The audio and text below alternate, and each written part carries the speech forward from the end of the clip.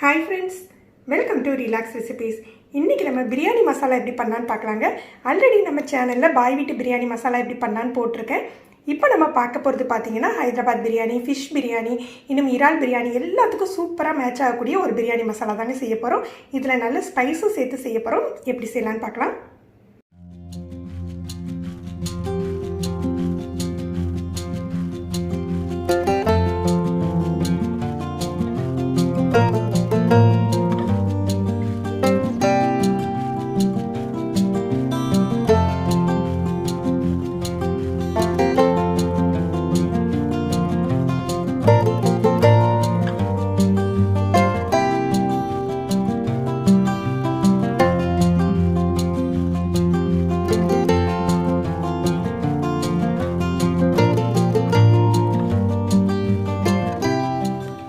ஒரு 1/4 கப் வெதை கொத்தமல்லி எடுத்திருக்கேன்.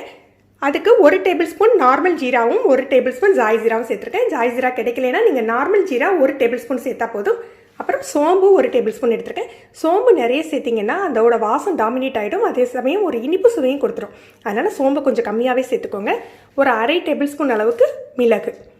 அப்புறம் பிரியாணி இலை பே லீவ்ஸ் வந்து நீங்கள் ஒரு 2 அல்லது 3 இலை போதும். நான் குட்டி குட்டியாக இருக்கிறதுனால ஒரு 5-6 இலை எடுத்திருக்கேன். அப்புறம் ஒரு 20 கிராம் அளவுக்கு பட்டை எடுத்திருக்கேன். அதுக்கு ஒரு 10 கிராம் அளவுக்கு வந்து கிராம்பு எடுத்திருக்கேன். 10 கிராம் ஏலக்காய் கொஞ்சம் கூட உங்கள் டேஸ்ட்டுக்கு தகுந்தாக்கில் எடுத்துக்கலாம். நீங்கள் வந்து அந்த கருப்பு ஏலக்காய் பெரிய ஏலக்காய் கிடைச்சதுன்னா அதையும் சேர்த்துக்கோங்க. ஒரு 10 கிராம் கிராம்பும் 10 கிராம் ஏலக்காய் எடுத்திருக்கேன்.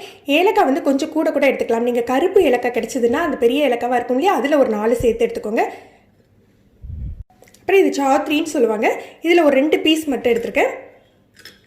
அப்புறம் ஸ்டார் அனீஸ் அன்னாச்சி மூக்கு இருக்கு இல்லையா, அதில் 1 அல்லது 2 சேர்த்துக்கலாம். இது வந்து மராத்தி மூக்கு. நான் பெரிய சைஸாக இருக்கிறதுனால 1 பீஸ் எடுத்துருக்கேன். சின்னதாக இருந்ததுன்னா 2-3 எடுத்துக்கோங்க. அப்புறம் ஜாதிக்காய் பார்த்தீங்கன்னா ஒரு சின்ன துண்டு தான் சேர்த்துக்கணும். ஏன்னா இதுக்கு வந்து வாசம் ரொம்ப ஜாஸ்தியாக இருக்கும். அந்த ஃப்ளேவர் வந்து ரொம்ப ஜாஸ்தியாக இருக்கும். அதனால் கொஞ்சமாக தான் சேர்த்துக்கணும். அந்த ஒரு ஜாதிக்காயிலேருந்து ஒரு 1/4 வாசி தான் சேர்த்துருக்கேன்.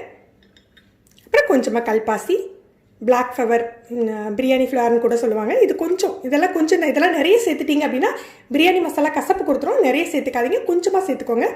இப்போ இது எல்லாமே நம்ம வந்து ட்ரை ரோஸ்ட் பண்ணி திரிச்சுக்க போகிறோம். இதோட 1 டீஸ்பூன் அளவுக்கு மஞ்சள் தூளும் ஒரு 2 டீஸ்பூன் அளவுக்கு நான் மிளகாய் தூளும் எடுத்துருக்கேன். இது உங்களுடைய விருப்பம் தாங்க.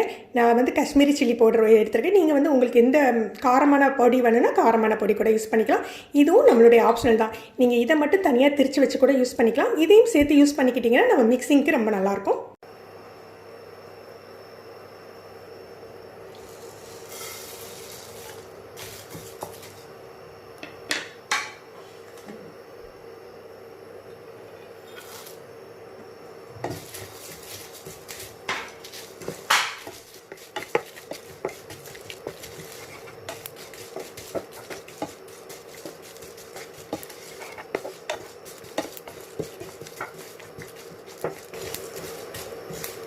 இது ஜஸ்ட் அதில் உள்ள ஈரப்பதம் போகணுங்கிறதுக்கு தான். கலர்லாம் சேஞ்ச் ஆக வேண்டியது இல்லைங்க.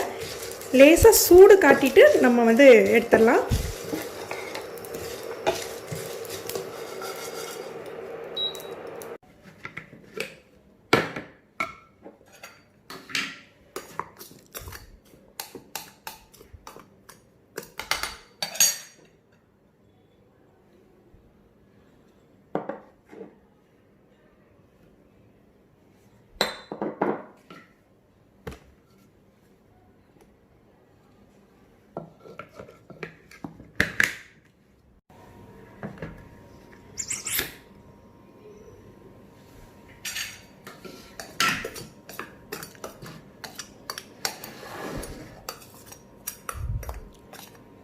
இப்போ பிரியாணி மசாலா தயாராகிடுச்சு.